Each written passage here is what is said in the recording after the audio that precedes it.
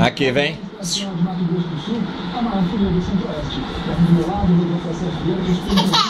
Vem, papai, vem. Vem, papai.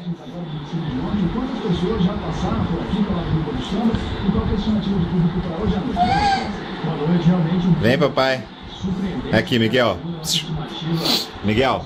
Vem, papai. Miguel. Aqui, papai. Não. Aqui, vem, filho.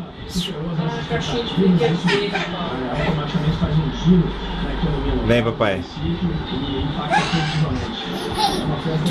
Vem, papai. Vem. É realmente o maior e melhor carnaval de todos os tempos que o Corumbá pôde apresentar.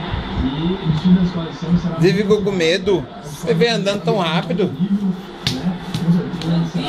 Depois que o soldado com medo, o soldado.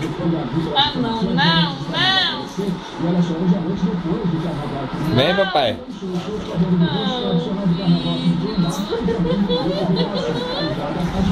Vem cá, papai. Vem cá, papai. Miguel.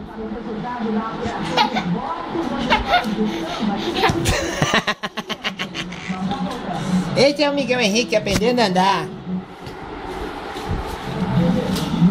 Não para.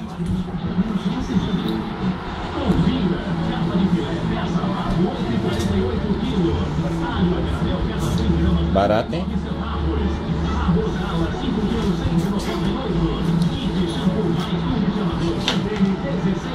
Miguel, vem. Pega outra cadeira, filha, essa aí quebrou. Pega outra, filha. Essa é só pro Miguel minha aí. Não adianta, quebrou. Soltou o ferro daí. Leva você pra cozinha e pega outra, filho. Filho, filho, filho, levanta. Levanta. Bota na cozinha e pega outro pedaço do ferro, tá aqui, filho. Por favor. Meu filho, troca a cadeira.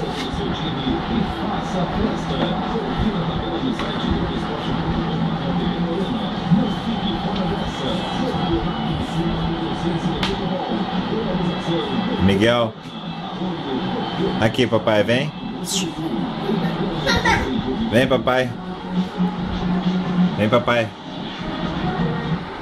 Campeonato estadual, nada de folga no Sênior. O time que não começou bem a competição não quer perder tempo. E mesmo no período da folia, a ordem é treinar.